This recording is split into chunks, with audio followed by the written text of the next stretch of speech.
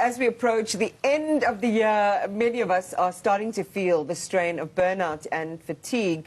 It's about the pressure to meet deadlines, to finalize those projects, and to manage personal commitments. But it can make and take a significant toll on our well-being, Arabile. Yeah, it really can, because it's not just personal issues that are at play. It has real costs for businesses, even the economy. Today, we're actually joined by Professor Renata Schoeman, a leading healthcare leadership expert at Stellenbosch Business School. Professor Schoeman is here to shed some light on the pervasive issue of year-end fatigue. Professor, appreciate the time. There's a word I didn't know existed, and that's presenteeism. What is that, and how much of that is a symptom of burnout, ultimately?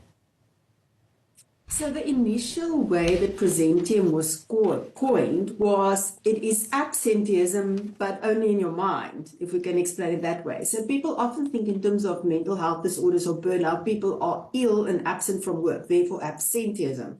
But many people can be unwell and be at work, but with significantly reduced productivity. So you're there, but you're not fully there. And that is what we mean with presenteeism. So if we're having presenteeism, and according to health economists, it could even bring out, 161 billion rand annually in terms of costs. How do you quantify something like that? And how do you know when you are showing symptoms of presenteeism? I think there was very good studies done in terms of looking at reduced efficiency at work and productivity at work. So we look at that calculations, but then we also look at the calculations in terms of employer turnover, retraining people, etc., to get to the total cost of what burnout is costing. But presenteeism is the big problem, because then people are there in the office and you pay them a salary, but they are not doing what they're supposed to do. The problem is that has evolved over time is that there's also other reason why people now have presenteeism, which is not in the spirit of what the initial term was referring to. So we now have people that at work, but they're also multitasking with plenty other things that they might not be busy, should be busy with at work. And that also have take a toll on the attention, concentration, and productivity. So although the spirit of the word was in mental wellness, it now also has to do with discipline and the way that you show up at work. Yeah.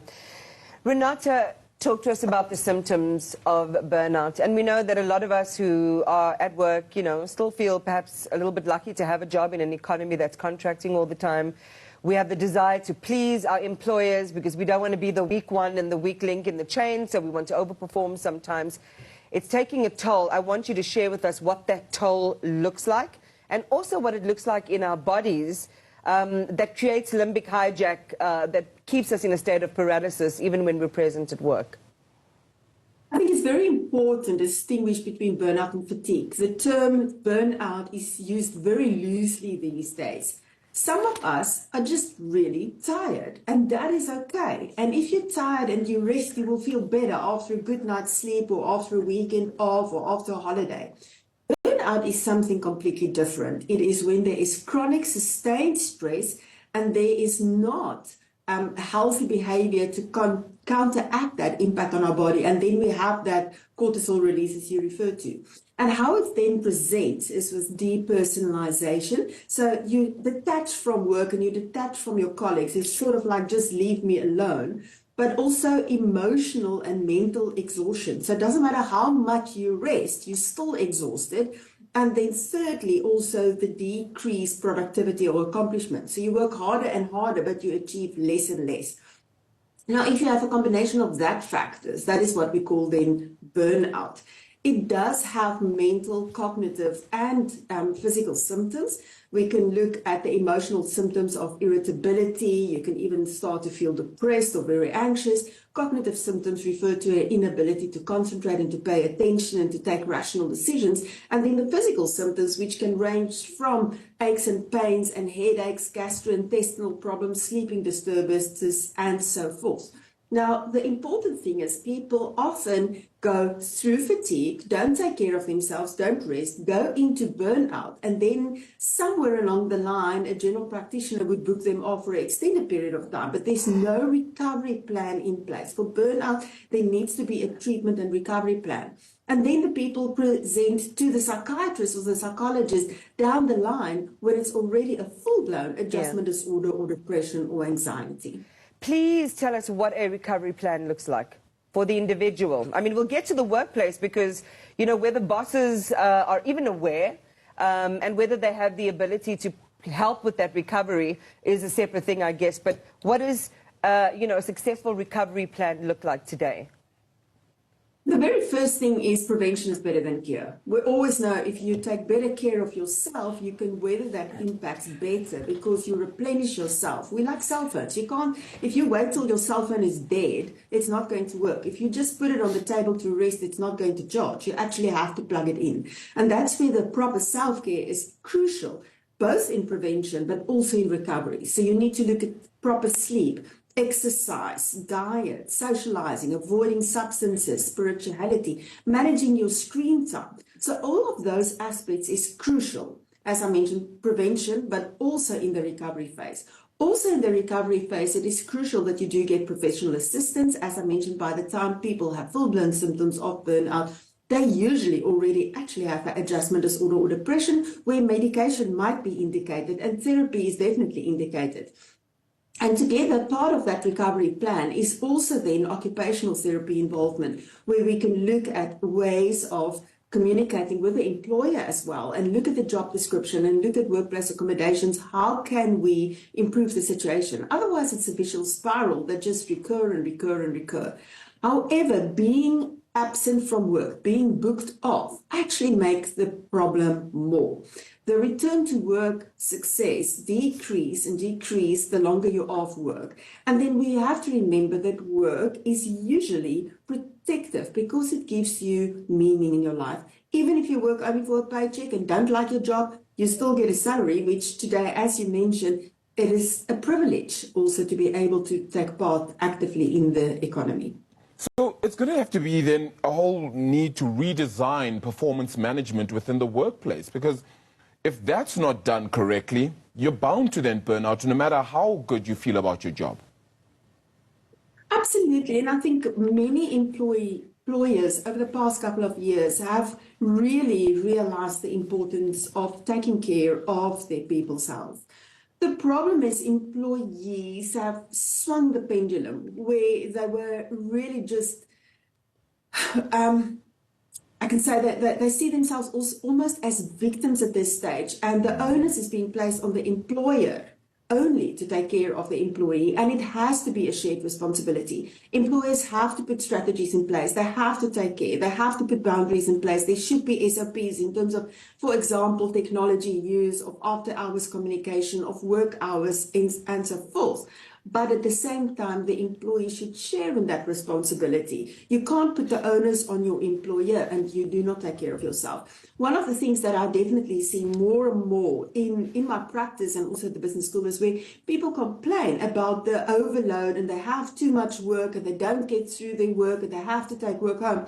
But then if you look at their devices and you look at their screen time, they will spend 6-7 hours a day, even during working hours, on their personal devices or on an extra screen on their work devices, even worse, scrolling endlessly on social media and whatever. So they drain their cognitive resources and they waste time and then they feel overworked. So we have to look at the responsibility that is shared. Yeah. We cannot just blame one or the other. Prof, was this made worse by COVID?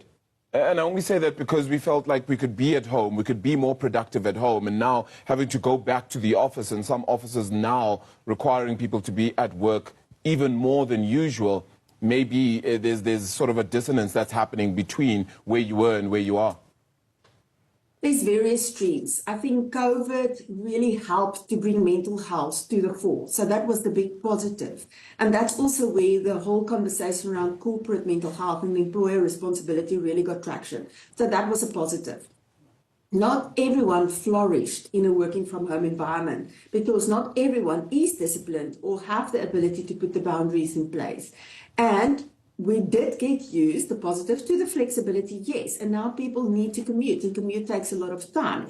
However, we did see the negative impact of working from home policies on many organizations' corporate culture, and also the sense of isolation that it brought for many, many people. So working from home is not good for everyone. Working at work might not be the ideal for everyone, and it's to find that balance. And I think flexibility is the key, to talk about flexible working hours, flexible workplace, but to meet others halfway. Unfortunately, once again, there is always the few apples that will rot and that will abuse the working from home policies. And therefore, organizations also brought back people. And unfortunately, to deal with everyone on an individual capacity is maybe impossible in the big corporate machines, although it would be ideal. Renata, I just appreciate that you've shared with us what it looks like for individuals, the difference between fatigue and proper burnout. That just taking, extended leave or something like that is not necessarily going to deal with and address the real issue. You need that recovery plan. I think it's also interesting what you've just shared with us now, the amount of screen time that we spend. And, I think the term for it is doom scrolling, where you just get locked into this vortex and you can't seem to drag yourself out, whether it is cat videos, whether it is pornography, whether it is binge watching things. Just on the watching of television, though, a lot of what we hear amongst our colleagues as well is, oh, I'm just going to throw myself on the couch, I'm going to veg out, I'm going to have this, marathon of watching, and it's going to relax me and I'm going to feel so much better. But you mentioned something important, the drainage of our cognitive resources, because you're still reasoning with what you're seeing and you're processing it. So why should we reframe how we think of relaxation in front of the TV and watching something?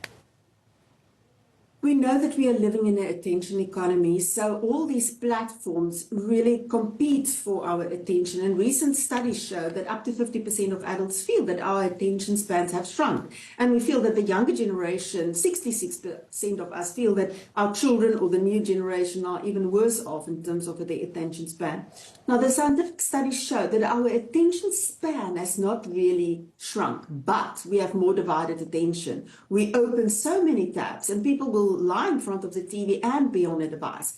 And in the end, that is constant dopamine streams, constant dopamine hits. And dopamine is the neurotransmitter that helps us with attention, concentration, motivation, drive, joy, energy.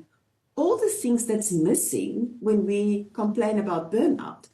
So when we are excessive on our devices, our natural dopamine decline, and then we want more and more of this dopamine hit. So we become addicted to this constant stimulation. And that's exactly what the companies want. That's exactly what social media algorithms want, and TV as well. TV might be slightly better if it's decent long programs rather than doom scrolling on another device.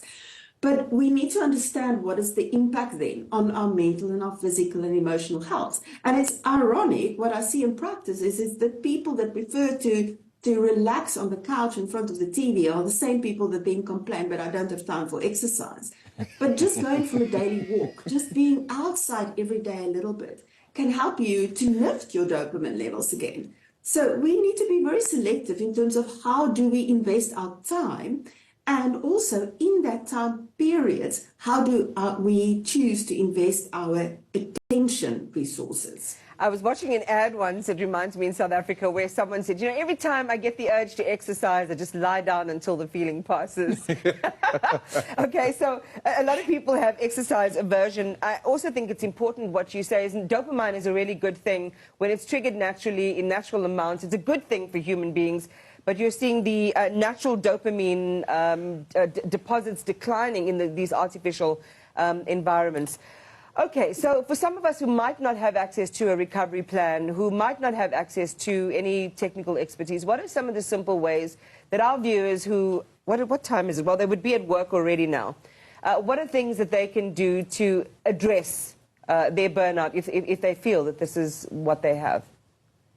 I would share 4 core pieces of information. Number 1 is the seeds of self-care.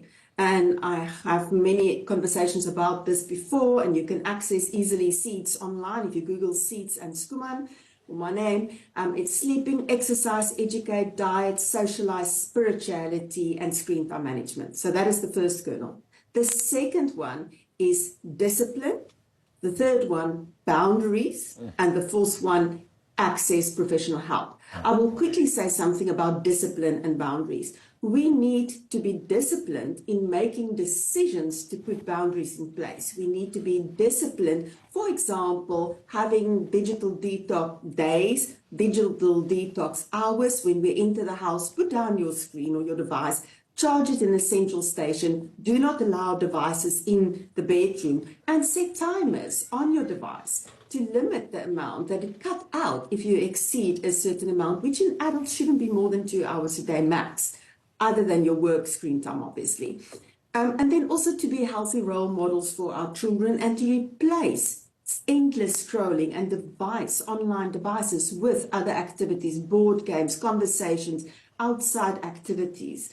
So that is where the discipline and the boundaries come in. And boundaries is also having the discussion at work. And that's where organizations have a responsibility in putting SOPs in place in terms of what is our communication boundaries, in terms of providing people personal time and work time. And then lastly, if you recognize any of the symptoms in yourself, do reach out for professional support, either to a psychologist or a psychiatrist or both. Guilty, guilty, guilty, guilty. That's all me and Iman have been saying as you've been putting out some of these suggestions, Professor. It's so unfortunate. But we actually asked this poll question across the show today, and it was in relation to this. We asked, what's the biggest personal cost of burnout for all the people that are watching at home? And you won't guess, Professor, what the biggest cost of burnout is. Well, we gave them 4 options, just to put it into context. We gave them, the cost was mental and emotional health, physical health, personal relationships.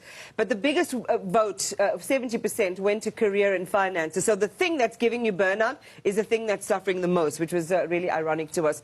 But Renata, we want to appreciate you and your time in sharing the results of your research with us. And I really hope that to our viewers, some of the interventions you've been sharing about, especially the detox, the digital detox, that people will really take that on board and start to implement those. So that was Professor Renata Skuman talking to us about Burnout, Healthcare Leadership MBA at Stellenbosch Business School. Appreciate you today.